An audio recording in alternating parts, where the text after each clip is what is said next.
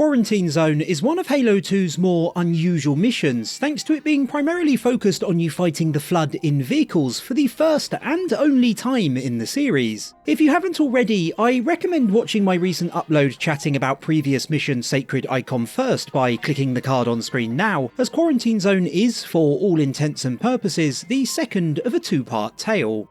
Quarantine Zone opens with a cinematic which acts as a much-needed bookmark between it and Sacred Icon, with the disfigured elite affectionately nicknamed Halfjaw delivering a rousing monologue. We shall cut into the heart of this infestation, retrieve the Icon, and burn any Flood that stand in our way. The parasite is not to be trifled with. I hope you know what you're doing.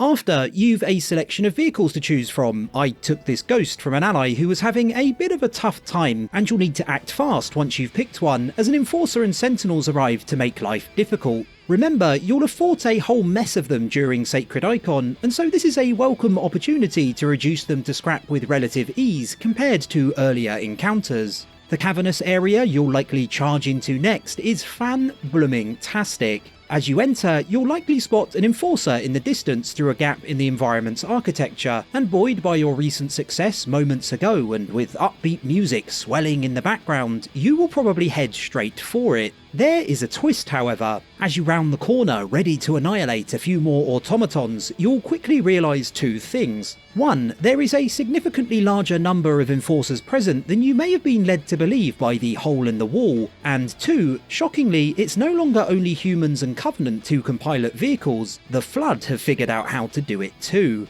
Ghosts and Warthogs have fallen into their zombified hands, and if you dilly-dally for too long, they'll get their grubby mitts on a Scorpion as well. The battle is a fierce, fast-paced engagement to begin with, but the Scorpion's presence adds some much appreciated extra urgency and sets up a risk-reward scenario. You can, of course, make a beeline straight for it. There are a lot of enemies between you and the shiny prize that is the mechanised instrument of death, but if you're able to avoid being pulverised and hop inside, you'll be nigh unstoppable after. You might instead opt to slowly clear the area so that most of your enemies remain directly ahead of you, thus making the fight a more manageable one. The problem is that means the Flood will get to the tank first, and I shouldn't have to explain why that presents a very big problem indeed. It's terrific encounter design. Bungie tricks you into thinking the skirmish will be business as usual, but then presents you with a completely different kettle of fish seconds later. Still reeling from the initial shock of the Flood being able to pilot vehicles and the huge number of enemies you're faced with, you then also have to make a tough decision with only a split second to decide.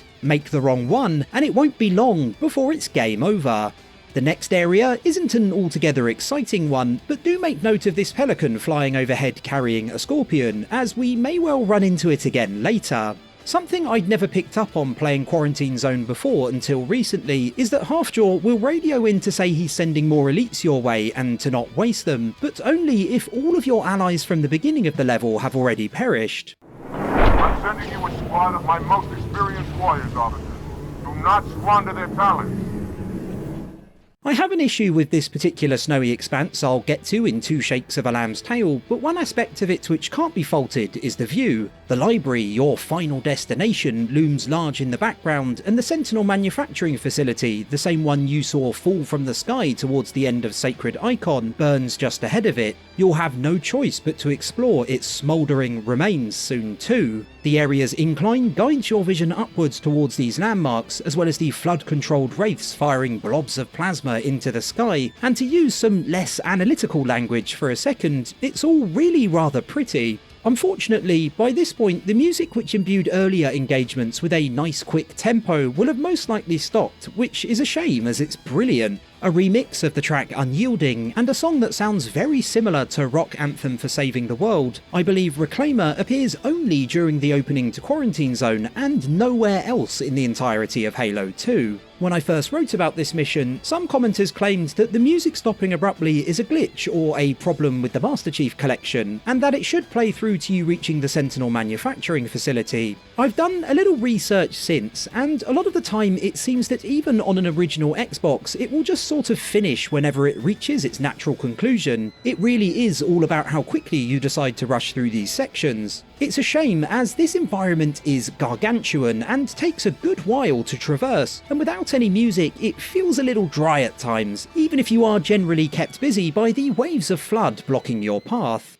Reaching the outskirts of the downed facility, there's no option but to proceed on foot once more Sentinels and Flood have been cleared out. I don't really know why this part is included. My guess would be to break up the vehicle action, but I don't think it's really necessary. It's more of the same after Sacred Icon, as you endlessly shoot Sentinels and Flood, and while exploring the wreckage of the Forerunner facility might be of interest to some, it's not enough for me that I think this section needed to be featured. It also adds an air of inconsistency to Quarantine Zone. A level using vehicles and only vehicles would be an experience quite different from pretty much every other in the Halo series, especially given the inclusion of the Flood piloting most of them. As it stands, this on-foot section is not only boring, but it dilutes the mission's impact and destroys that fast pace Bungie attempts to build earlier on. If there was some exposition thrown in, this area would have been a great place to learn something new about the Forerunners, then it might have been a worthy inclusion, but in its current form, it adds very little. Again, once out of the facility, Quarantine Zone transitions to vehicle-based battles, and it's all the better for it. There are more Flood in Warthogs, Ghosts and Wraiths, and Halfjaw and company will drop in to assist you as Enforcers rain down death from above. Like Sacred Icon before it though, I can't help but feel like these last couple of areas would have benefited from a human presence. By this point across Quarantine Zone and Sacred Icon before it, you fought Flood and Sentinels on foot, and you fought Flood and Sentinels in vehicles, so now I think would be the perfect time to chuck the UNSC into the mix. Proceedings are beginning to drag a tad by this point, and theirs is an introduction that would give the mission a much needed kick up the backside. Honestly, Bungie could have shaken things up even more, and perhaps they would have done should Halo 2 have not ended up being such a rushed release. My biggest problem with Sacred Icon and Quarantine Zone is that they are two parts of Halo that often combine so brilliantly, but here Bungie doesn't do close to as much as they could with them. Rather than the pair being haphazardly connected using a cinematic, they could have been woven together so much more thoughtfully. In my mind, what these two levels had the potential to be was a much darker, more unsettling version of Halo Combat Evolved's Assault on the Control Room. Instead of featuring indoor encounters entirely free of vehicles in Sacred Icon, and then separately mostly outdoor sections featuring predominantly vehicles in Quarantine Zone, you could move between the two much more frequently. At first you'd battle Flood and Sentinels, and events would seem fairly run-of-the-mill, but then Flood vehicle sections would be introduced to give the mission its unique selling point. It would then regularly alternate between the two, much like Assault on the Control Room does, and it would give Bungie the added opportunity to be able to right some of the wrongs of their previous attempt in Combat Evolved, shortening the runtime and removing some of the repetition. Pacing between the two levels would also be greatly improved as a result. I've spoken many times about how one of Halo's biggest strengths is the way Bungie's level design constantly transitions fluidly between narrow areas and more open environments, and back again. It's a huge factor as to why so many of the series' missions feel extremely varied and exciting throughout, even if the areas in which battles take place often aren't too dissimilar from one another. By melding Sacred Icon and Quarantine Zone together to create a single large level that is the same structurally, what are at present two flawed levels would join to become a single more entertaining journey. It would retain that extraordinary Halo level design we all love so much, but would at the same time have a horrifying uniqueness to it thanks to the presence of Flood on the ground and in vehicles. The level itself could even be named Assault on the Library, or something a tad more imaginative, to drive home the likeness to Master Chief's exploits during Halo 2's predecessor. Before we move on, I feel fairly confident making the claim that the wreckage of a Pelican found here is likely that of the one we saw flying overhead. It's never shown to crash, but with there being a Scorpion sat nearby, or being driven by the Flood if you're really unlucky, I reckon it's reasonable to assume that it is one and the same. There being machine gun turrets set up outside the corridor leading to the gondolas, and some supply crates dotted around solidifies that idea in my mind, as it seems like the UNSC was trying to prevent the Flood from following following Miranda Keyes, Sergeant Johnson and their team onto the gondolas. Leaving whatever vehicle you were piloting, you reach Quarantine Zone's final segment. A short cinematic shows Halfjaw and Tartarus both offering to cover the Arbiter, which I'm sure Bungie hoped would throw you off the scent of Tartarus's betrayal, which follows soon after.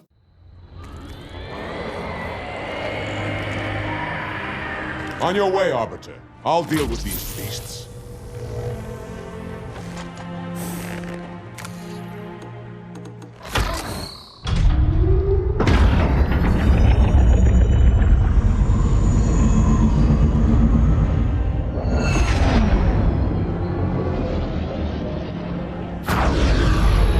I see that coward didn't join you. I'll do what I can to keep the flood off your back. I've already spoken about not being a big fan of the trip through the Sentinel manufacturing facility, which punctuates the earlier vehicle segments, and there's a second dodgy on-foot section to deal with here. Unfortunately, it's another gondola ride. As with a lot of Quarantine Zone, it does have all the ingredients needed to be something more compelling than it ends up being. Bungie could have had you fighting off Flood on your own gondola, while you also had to manage a human threat on another adjacent to yours, to give the section its own unique twist. However, you don't get anything like that, and while it has potential that never comes anywhere close to being realised, it is still ultimately just another trip on a slow-moving platform, and I'm staggered Bungie chose to throw it in towards the end of this particular mission. It's also one of the most unforgiving areas in terms of checkpoints in the entire series.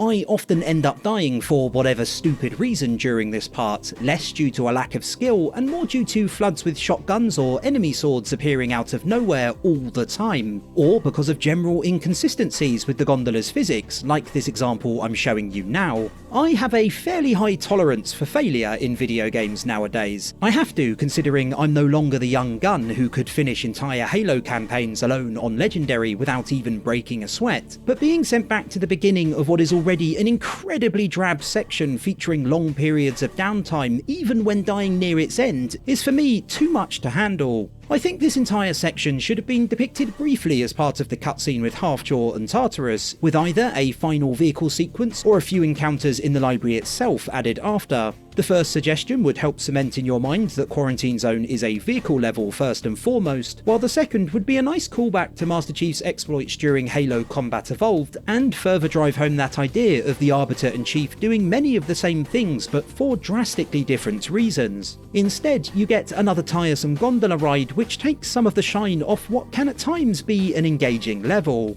The final few scenes of Quarantine Zone are a throwback to Combat Evolved's The Library, with a nod to it included by Bungie in the form of the chapter name, that old familiar feeling. It's perhaps the shortest and most uneventful chapter in the whole series, with little else on offer other than the Flood and Marine bodies scattered all over the ground, and the odd infection form wandering around aimlessly. There being Marines and Flood strewn all the way from the library right up to the gondola the humans used to travel to it on is a neat touch at least. It implies they stepped off it, were immediately attacked by the Flood, and had to fight their way right through to where the index is being kept. Thankfully, they seemingly cleared the way for you as well.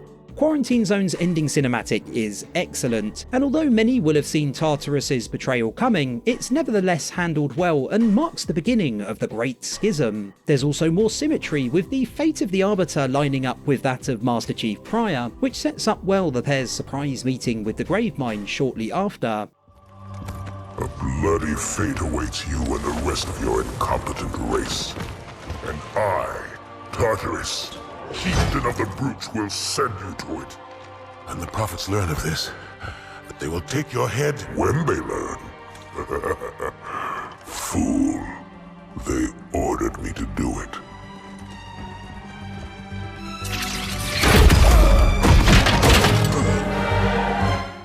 Like so many of the levels which make up Halo 2's multi-part adventures, Quarantine Zone struggles to justify its standalone status. It has its highs, primarily the first couple of vehicle sections, and one or two later on, which absolutely help give it its own unique spin, but equally its lows, in particular the gondola ride at its conclusion, make certain parts extremely arduous to get through. If Sacred Icon and Quarantine Zone were combined into a single Assault on the Control Room-esque experience, I genuinely really believe the resulting Halo 2 hybrid would be one of immense quality. That's not what we got, however, and with so many of the series levels managing to perfectly merge on foot and vehicular gameplay, whenever I play Quarantine Zone, I always end up wondering what could have been. Thanks for watching the video, boys, girls and Spartans. If you had a flood-tastic time, do consider liking, subscribing and sharing your thoughts, and fingers crossed, we'll meet again soon.